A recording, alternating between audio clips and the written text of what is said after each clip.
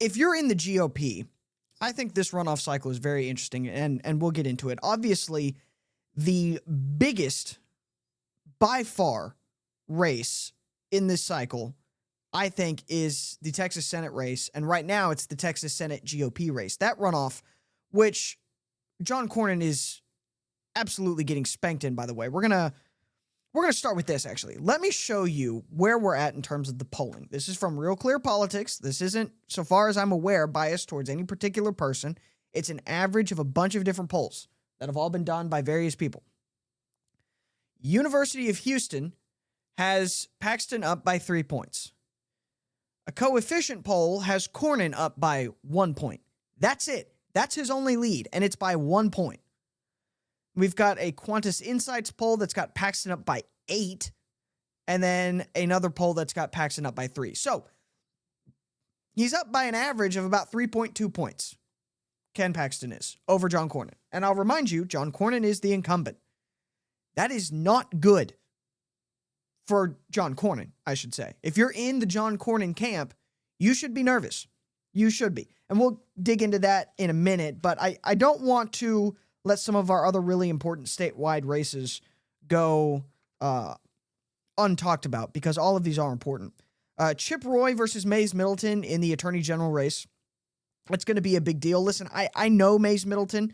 I like Mays Middleton. He's a nice guy. I'll probably vote for him. This is not an endorsement. I'm not saying you should vote for him. I'm just saying I know Mays. I like Mays' record in the Texas Senate. He's done a really good job. If you look at any of the big priority Republican bills that have been pushed through, Mays Middleton's name is on almost all of them. Almost all of them, if not all of them. So that's probably where I'm going. Chip Roy's got a decent record in the U.S. House, too. I know he said a lot of things several years ago that make a lot of kind of hardcore Trump loyalists upset. I don't like any of those things either. I think he's put his foot in his mouth a good handful of times, but he's got a decent record. He's one of the big pushers of the SAVE Act. He's the guy that really got that ball rolling, so he deserves credit for that.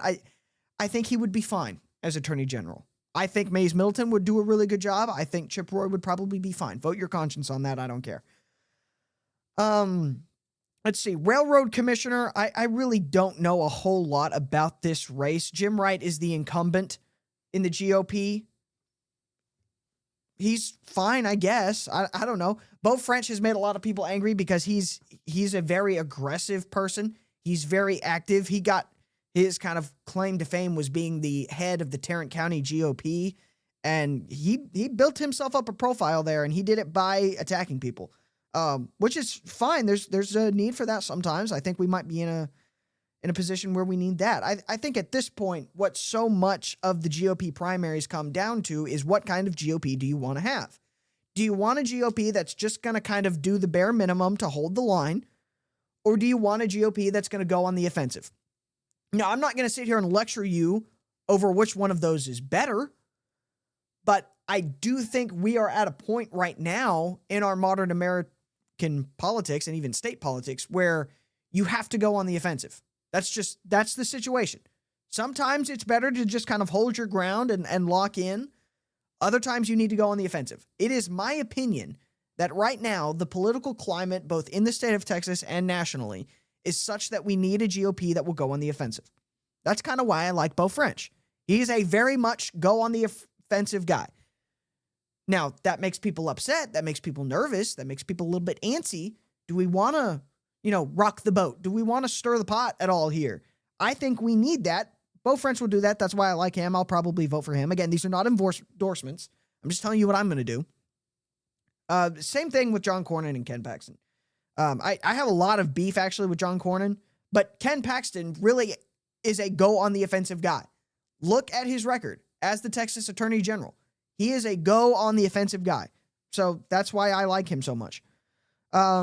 Mays Middleton, too. He takes on culture war issues that people don't necessarily want to talk about all the time. The bathroom bill here in Texas that barred men from women's restrooms in state and government-owned facilities, that was him primarily leading the charge on that in the Senate. So, and I think that's really the big statewide races. If you're in various localities, get in touch with folks there. dig into those. Obviously, there's a lot of local Harris County races here in Houston, and then some various district races. But statewide, those are the big ones. That's what you need to be most locked in on. We're going to talk about that quite a bit more. I've still got a whole lot more, especially with John Cornyn and Ken Paxton. The issue that we're running into is voting starts on Monday, and we still don't have an endorsement from President Trump. And he said a couple of times that he's going to make an endorsement, but he hasn't done it yet. A lot of people are wondering why that hasn't happened, if it's still going to happen. I don't know. I would prefer it, honestly. I wouldn't even want Donald Trump to endorse Ken Paxton at this point. I want Trump to just stay out of this. Let us handle this internally. The Texas GOP will decide who we want to represent us. And then the state of Texas, after the GOP primaries are over, I would rather President Trump don't endorse. But he had said several months ago, I think right after the first round of primaries, that he was going to make an endorsement, but he was just kind of waiting to see. And then nothing really happened with that. We were just kind of sitting on it, waiting. He has come back now, and just a couple of weeks ago, he said again, yeah, I'm thinking about it. I'm going to make an endorsement here pretty soon. Take a listen to this. One or two more.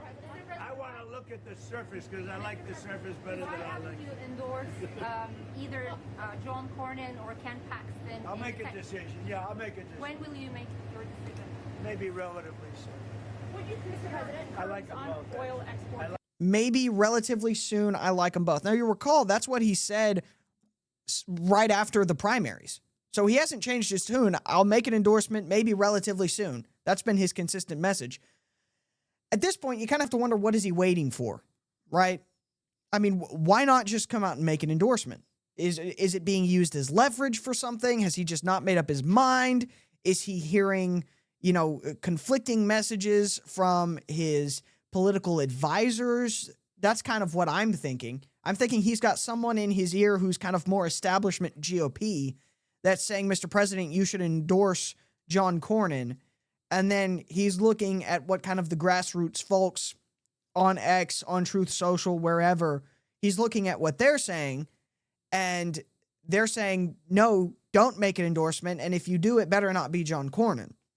And so he's kind of conflicted there. That's my prediction. Although he could still be wanting to just hold this in his back pocket for leverage. This was the rumor before. Breitbart had reported this. Trump to Thune and Cornyn. I want Save America Act on my desk before endorsement in Texas race. That would make sense. That's a pretty big piece of leverage if John Cornyn's desperately trying to hold on to his job. That, I could see that. That makes sense. Now, the issue we run into there is the SAVE Act is basically already dead. John Thune has all but surrendered on the SAVE Act. So what are you waiting for? I mean, it's not going to get passed, at least not this session. So then what? Maybe he's hoping they change his mind. I just don't know. John Cornyn, for his part, is very desperate for this endorsement. I showed you the poll numbers. I'll show them to you again. He's going to lose this race. His only hope in a billion years is Donald Trump gives him an endorsement, maybe, just maybe, that will help him survive. I don't think that's the case. I just don't. I'm sorry. I think even with a Trump endorsement, Cornyn does not come back from these numbers, especially this late in the game. I remind you, the voting starts on Monday, this coming Monday. So, I mean, maybe Trump will get the endorsement out in time and that'll sway enough early voters to maybe save John Cornyn. But he would have to do it before the polls open on Monday, which is at 7 a.m. So anything after that, Cornyn's going to lose votes, and that endorsement's not going to be able to get those votes back. And again, I still don't think that they would have really that big of an impact at all. I think if most Texas voters who really love Trump saw that he endorsed John Cornyn, they're just going to say, I think he's wrong, and vote for Ken Paxton. Nevertheless, Cornyn still really wants it. This is his latest attempt at earning that endorsement. He couldn't push the SAVE Act through, but he's going to rename a highway. This is from the Houston Chronicle. John Cornyn files a bill to rename Highway 287 in honor of Donald Trump. U.S. Senator John Cornyn on Tuesday proposed designating Highway 287 as Interstate 47 in honor of President Trump. Cornyn, who is in a tight primary battle against Attorney General Ken Paxton, explained the move in a social media post as an attempt to honor the most effective and influential president of our lifetime.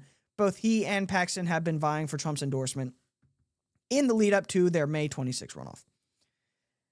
Now, the best way, in my opinion, to honor the most effective and influential president in our lifetime would be to be effective and influential. But John Cornyn hasn't done that. And even in his attempt to earn this endorsement, he's not doing that. I mean, he's just virtue signaling. That's what this is. I mean, it's cool. I would love to have a Donald Trump highway. I think that's fun. Why not? I like Donald Trump. Honor him. I think he's been a great president. Let's give him a shout out on a highway. Why not? It's still virtue signaling. That's what this is. And that's Cornyn's desperate attempt to get the endorsement, is virtue signal. And this kind of goes back to what I said a minute ago in the first segment. The choice here is, what type of Republican Party do you want? Do you want a go on the offensive, aggressive Republican Party here in the state of Texas and nationally? Or do you want the Republican Party that just kind of sits there and holds their own and just watches as things happen? I think this is a prime example of the fact that John Cornyn is that. That's what I think. That's how I feel about it.